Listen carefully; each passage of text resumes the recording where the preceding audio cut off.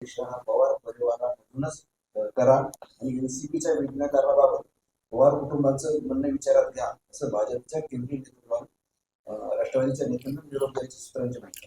मुळामध्ये राष्ट्रवादीचे जे काही नेते आहेत अजितदादा गटाचे, त्यांचा सर्वांचा आता या वेळेला ज्या क्षणी तरी जी घटना घडली त्यानुसार आता पवार कुटुंबातलाच माणूस राष्ट्रीय अध्यक्ष होईल हे जवळपास निश्चित आहे.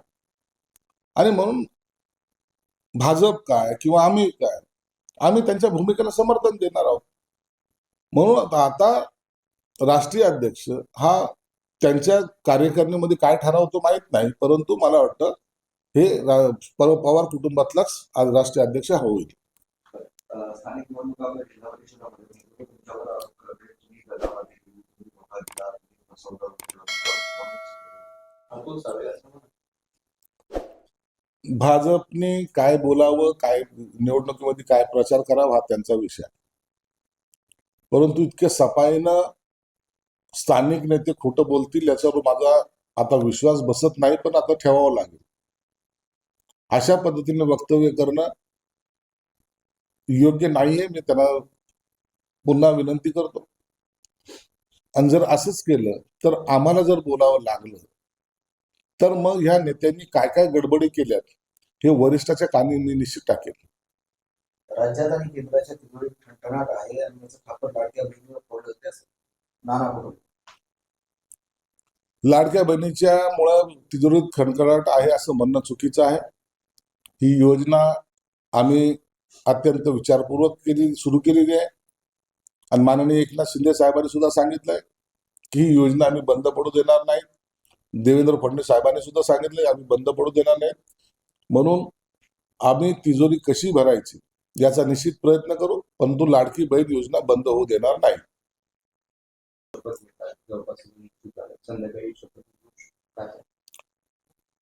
अजितदादा गेल्यानंतर राजकारणामध्ये इतकी मोठी घडामोड होईल असं वाटलं नव्हतं. निश्चित काही कालावधी जाईल, त्याच्यानंतर या घडामोडी होणं साहजिक होतं. परंतु इतक्या तातडीच्या हालचाली होणे, काल राग सावळण्याचा कार्यक्रम झाल्याबरोबर सुमित्रा वहिनी मुंबईकडे जाणे, इतर राजकीय नेत्यांनी स्टेटमेंट दिले, हे थोडस मनाला पटत नाही. परंतु आता राजकारण आहे, त्यांच्या पक्षाने घेतलेला निर्णय आहे. तो का घेतला, कोणत्या परिस्थितीत घेतला, का घ्यावा लागला, हे सगळे जरी प्रश्नचिन्ह असले तरी अखेरला निर्णय हा झालेला आहे. म्हणून आज सुमित्रा वहिनी हे उपमुख्यमंत्री पदाची शपथ घेतील. त्यानंतरची रणनीती काय असेल किंवा त्यांच्या पक्षाचं काय होणार आहे, राष्ट्रीय अध्यक्ष कोण होणार आहे, महाराष्ट्राच्या अध्यक्षाचं काय, किंवा इतर जे काही घडामोडी आहेत, हे मला वाटतं आता लवकरच त्याच्यावर निपटारा हा होईल.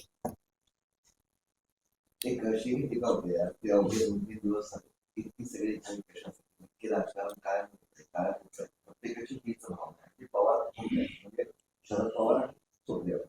नाही, मी कालही सांगितलं ना की राजकारणामध्ये जे कालच्या ज्या घडामोडी ज्या पाहिल्यात 2 दिवसातल्या, तर याच्यामुळे असं वाटतं माणसापेक्षा खुर्चीला जास्त महत्व आहे. राजकारणामध्ये खुर्ची जिंकलेली, सार्वजनिक जीवनामध्ये खुर्ची जिंकली, माणूस हरला हे एकंदरीत चित्र पाहायला मिळतं. म्हणून ह्या सर्वसामान्य माणसाला ह्या गोष्टी भावत नाहीत.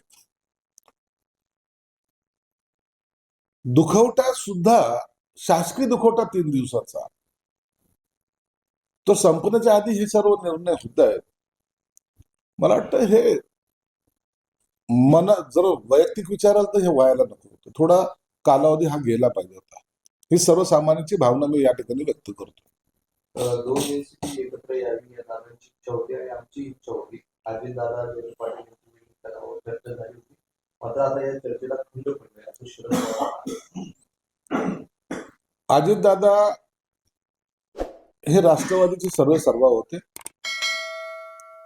ते जे निर्णय घेतील त्याच्यावर कुणाचीही ताकद त्यांना क्रॉस करण्याची नव्हती, कोणत्याही नेत्याची नव्हती. म्हणून त्यांच्या शब्दाला असलेली किंमत आणि त्यासाठी त्यांनी शरद पवार साहेबांशी किंवा इतर लघु नेत्यांशी झालेली त्यांची जे काही बैठकी आहे असं जे म्हणतात, तर त्याच्यात जो निर्णय झाला असता तो सर्वांनी मान्यही केला असता. परंतु आता मला वाटतं परिस्थिती बदललेली आहे. आता सामूहिक निर्णयाचे एक वारं, नवीन वारं या राजकारणामध्ये चालेल.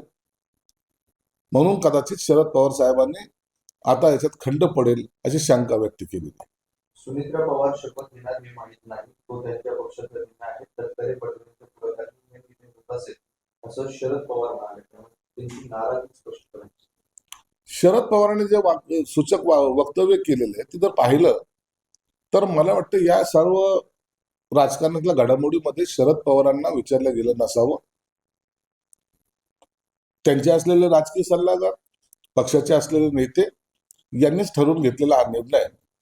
म्हणून शरद पवारांना कितपत माहिती आहे याबद्दल सांगणं आता शक्य पण नाही.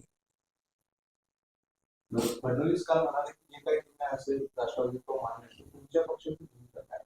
नाही, आम्ही पण तीच भूमिका आमची असणार. जी देवेंद्र फडणवीस साहेबांनी घेतली तीच भूमिका आमची असणार आहे. अखेरला निर्णय राष्ट्रवादीने घ्यायचा आहे. अजितदादाच्या पक्षाच्या आमदारांनी, मंत्र्यांनी त्यांनी तो निर्णय घ्यायचा आहे आणि त्यांचा जो काही निर्णय असेल त्यांना आम्हाला पाठिंबा देणं हे गरजेचं होऊन जाईल, क्रमप्राप्त होईल. म्हणून त्यांनी काय निर्णय घेतला त्याला विरोध करण्याची आमच्या कोणतीही मानसिक तयारी पण नाही, आम्ही करणारही नाही. एक वाटते तुम्हाला भाजप जी काही चर्चा सुरू आहे त्यात भाजपचंही नाव झालं.